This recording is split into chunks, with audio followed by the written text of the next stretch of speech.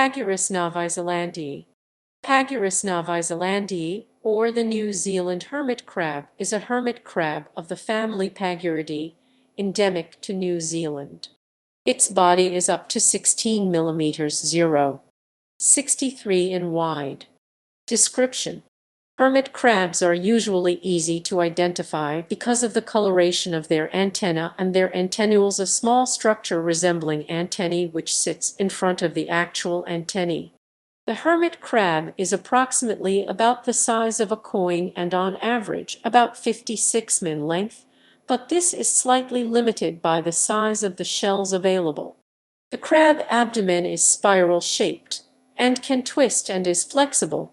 The crab protects and shields itself from predators and potential danger by contracting rapidly back into its shell out of reach.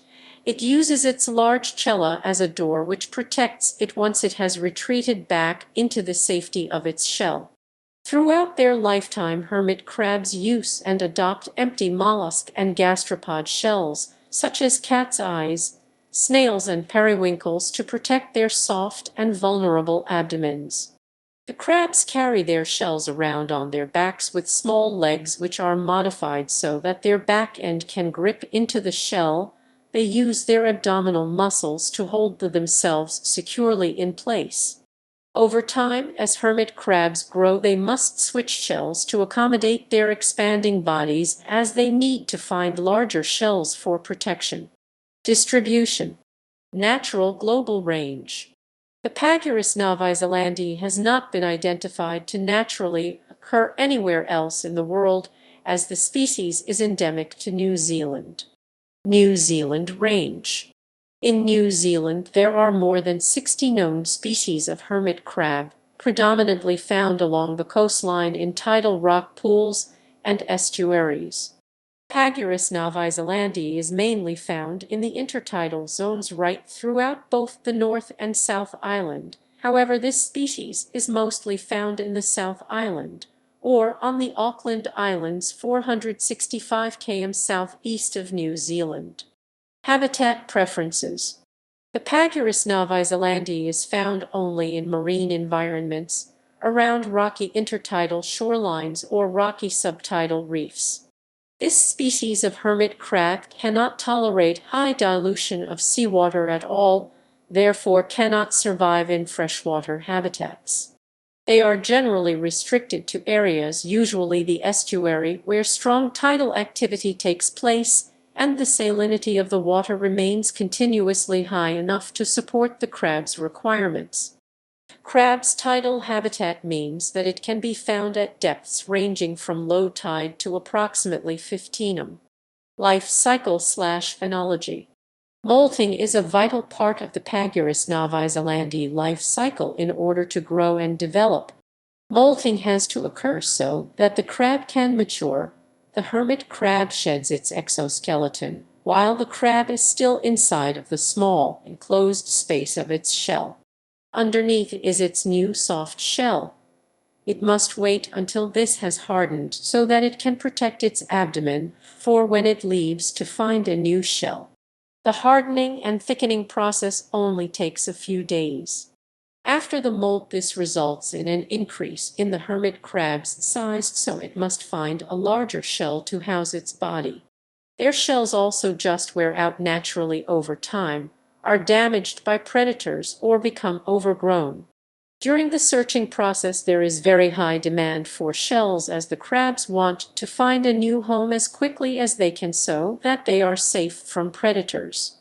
Timing and location, a very important part in determining where to go to undergo the molting procedure. Both the male and female hermit crab produce inviting sex pheromones. The males are very aggressive during breeding and are known to be quite dominant over the females. The Pagurus novizealandiae's behaviors around the transfer of sperm will be unique to the species, but the process will still involve lining up gonopores on the crab's legs and transferring the sperm from the male to female. In terms of egg laying, the female New Zealand hermit crab has 2 to 3 pleopods. These carry the fertilized eggs, which are covered in a glue-like substance that helps them to stick onto her abdomen.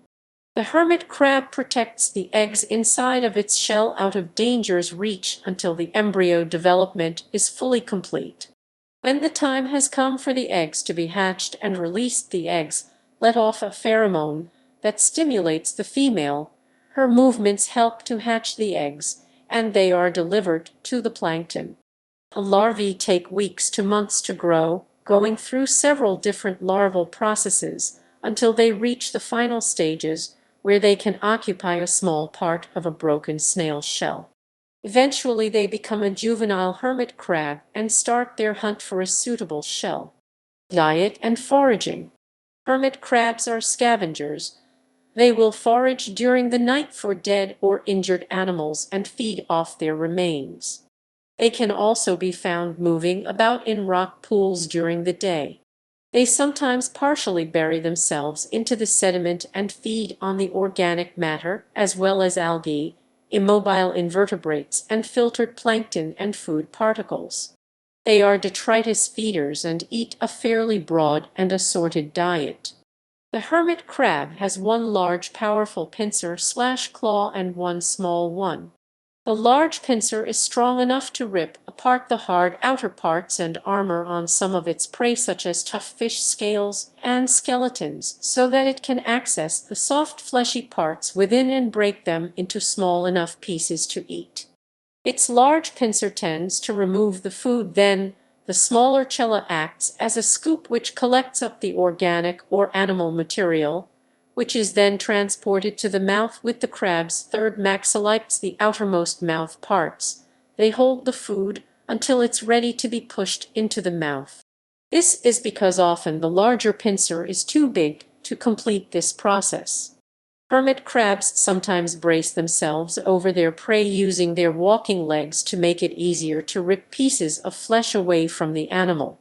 They are real scavengers in the sense that they will try and consume as much as they can in a short period of time before larger scavengers come along and steal their food from them. Predators, parasites, and diseases. Because the hermit crab lives in the bottom of rock pools and ocean floors, and due to its size, its predator list is long.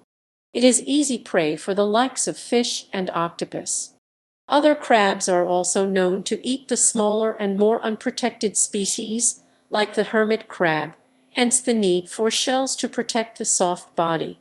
Because the hermit crab sifts through the sediment at the bottom of the ocean, smaller invertebrates are known to utilize this as an opportunity for themselves. Shell trading. Hermit crabs display quite interesting behaviors during the shell trading process. The trade usually involves two crabs. They engage in a sort of physical fight, probing, rocking, and knocking each other's shells around. This type of behavior gives the crabs the chance to check out the quality and size of one another's shells and actually usually results in both crabs benefiting from the trade. Large numbers of crabs can trade shells at once, and it can take place in a very short period of time. Once they have traded, it will not take the crab long to decide whether or not the shell is suitable. References